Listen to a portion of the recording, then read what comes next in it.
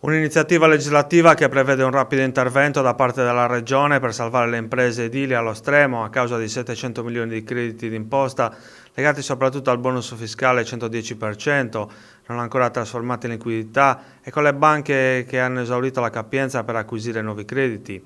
L'hanno presentata stamattina Stefano Tunis, consigliere regionale di Sardegna 2020, e Antonello Peru, coordinatore regionale di Sardegna al Centro. Un'iniziativa che ha ottenuto il supporto del presidente dell'Ance Sardegna per Paolo Tilocca, che ha confermato la grave crisi in cui versano le aziende del settore.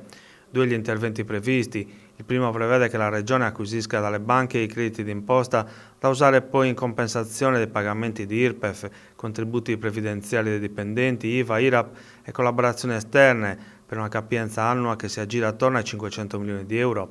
Una soluzione, secondo Tunis e Peru, che consentirebbe di liberare le banche dai crediti acquisiti, ripristinando la loro capienza e consentendo di acquisire loro nuovi crediti dalle aziende edili.